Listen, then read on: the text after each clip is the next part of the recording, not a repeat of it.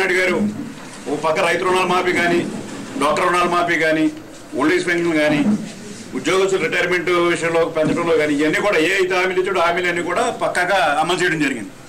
ఈ పరిస్థితిలో రాష్ట్రంలో మరి తెలుగుదేశం పార్టీ బాగా పుంజుకుంది, చంద్రబాబు నాయుడు బాగా బలపడుతున్నాడు అన్న పరిస్థితులు వచ్చినాయి.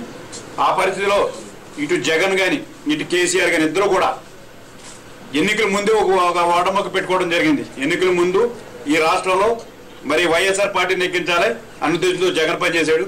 అక్కడ కేసీఆర్ నెగ్గించాలన్న ఉద్దేశంతో జగన్ పనిచేశాడు. ఇద్దరు పనిచేసి ఈరోజు ఇక్కడ తెలుగుదేశం అయినా సరే తెలుగుదేశం పార్టీ రావడం జరిగింది. ఈ పరిస్థితిలో వీళ్ళిద్దరూ కూడా జీర్ణించుకునే పరిస్థితిలో మరి ఇద్దరు కూడా కుట్ర పడినారు. ఇద్దరు కూడా ఓ పక్కనేమో ఈ అనుకున్న అన్ని కార్యక్రమాలు కూడా చంద్రబాబు నాయుడు చేస్తున్నాడు, రాష్ట్రం అభివృద్ధి చెందుతుంది.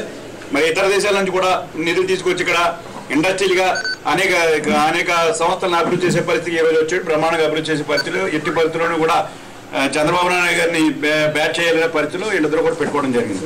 దానికోసం ఈ లోపల ఎన్నికలు వచ్చినాయి, ఎమ్మెల్సీ ఎన్నికలు వచ్చినాయి. ఎమ్మెల్సీ ఎన్నికల్లో ఈరోజు మరి తెలంగాణ ప్రభుత్వంగా అయితే టీఆర్ఎస్ పార్టీకి అయితే మరి 4 పోటీ చేసే 60 ఓట్లు ఉన్నాయి, 63 ఓట్లు ఉన్నాయి.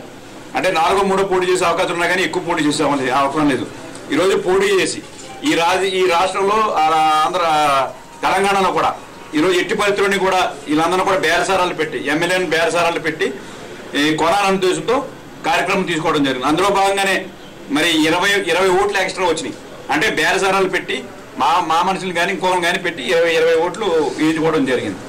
ఈరోజు స్టీఫెన్ ఎరగా పెట్టి మరి ఇటు రేవంత్ రెడ్డిని వల్ల వేసుకోవడం జరిగింది. ఇందులో కూడా ఒక సుప్రీంకోర్టు ఒక జడ్జిమెంట్ కూడా ఉంది, స్ట్రింగ్ ఆపరేషన్ చేయకూడదు అన్నది ఉంది.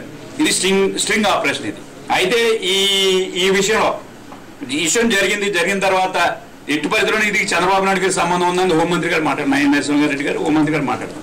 హోంమంత్రి గారు నేను చెప్పేది ఏంటంటే ఈరోజు 2 విషయాలు. చంద్రబాబు నాయుడు గారికి ఇందులో సంబంధం లేదు. చంద్రబాబు నాయుడు గారికి టేబుల్ ఏదో రికార్డ్ చేసామని చెప్తే అవి కూడా దమ్మంటే చూపెట్టి కాదంటలేదు. ఎందుకంటే ఈ ఎట్టి పరిస్థితుల్లో చంద్రబాబు నాయుడు గారు తప్పుడు పనులకి ప్రోత్సహించడం ఎక్కడా కూడా చంద్రబాబు నాయుడు ఇందులో సంబంధం లేదు. పదే నాయకులు ఏ నాయకులు చెప్తారంటే అవినీతిలో కూలిపోయిన జగన్ కానీ అవినీతిలో కూలిన కాంగ్రెస్ నాయకులు కానీ పదే చంద్రబాబు నాయుడు ఏవన్ ముద్దాయిగా పెట్టాలని చెప్పి డిమాండ్ చేస్తున్నారు. అది వీళ్ళందరూ ఒక అవినీతిలో కూలిపోయి ఏవన్ ముద్దాయిగా ఉండి మరి జగన్ అయితే 11 కేసులు 12 కేసులు ఏవన్ ముద్దాయి 16 కేసులు ఏవన్ ముద్దాయిగా ఉండి ఈరోజు ఆయన ఇది మాట్లాడటం అంటే అందరినీ కూడా ఏదో ఏవన్ ముద్దాయిగా అయిపోయి నేను రేపొద్దున నాకు ప్రాబ్లం వచ్చే పరిస్థితులు అందరూ కూడా చేర్చాలని ఈ టీఆర్ఎస్ జగన్ కలిపి నాటకం ఆడే పరిస్థితి ఉంది ఈరోజు. అలాగే స్టీఫెన్ మీద కూడా మరి రమ్మని చెప్పాడు, డబ్బుచ్చుకుంటానని చెప్పాడు. స్టీఫెన్ మీద కూడా ఏ విధమైన కేసు కూడా పెట్టలేదు. ఇందులో మరి కేసు కూడా పెట్టాలి. అలాగే ఈరోజు నాయన నరసింహారెడ్డి గారు హోంమంత్రిగా కూడా ఆయన మాట్లాడేది చంద్రబాబు నాయుడు గారు టేపులు ఉన్నాయి మాట్లాడతారు. ఇది ఆపరేషన్ అంతా కూడా కావాలని పార్టీ చేసింది, సిబిఐ చేయలేదు. అలాగే స్ట్రింగ్ ఆపరేషన్ చేయకూడదని సుప్రీంకోర్టు ఉంది. ఇది ఏమి నిలబడిన కేసు ఇదంతా కూడా. రెండో విషయానికి వచ్చినప్పటికీ ఈ రాష్ట్రంలో మరి రాష్ట్రం విడిపోయిన తర్వాత ఉమ్మడి రాష్ట్రంగా ఉంది. ఉమ్మడి రాష్ట్రంగా ఉన్నప్పుడు మా అధికారులందరూ కూడా మా మంత్రులందరూ కూడా మేము హైదరాబాద్లో ఉంటున్నాం. హైదరాబాద్లో ఉన్నప్పుడు మీ అందరూ కూడా ఫోన్ ట్యాప్ చేస్తున్నాం, ఐఏఎస్ అధికారులందరూ కూడా ట్యాప్ చేస్తున్నాం, అలాగే ముఖ్యమంత్రి ట్యాప్ చేస్తున్నాం అన్నది కరెక్ట్ కాదు. ఇది ఎందుకంటే ఇది కనుక జరిగి ఉంటే మేము జరిగిందని చెప్తున్నారు ఇదంతానే.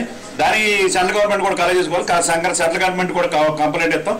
బొత్స సత్యనారాయణ గారు పార్టీ వ్యతిరేక కార్యక్రమాల్లో అతను ఇన్వాల్వ్ అవడమే కాకుండా మరో పార్టీకు జంప్ అవుతున్నటువంటి నేపథ్యంలో కాంగ్రెస్ పార్టీ అతన్ని కాంగ్రెస్ పార్టీ నుంచి సస్పెండ్ చేయడం జరిగింది.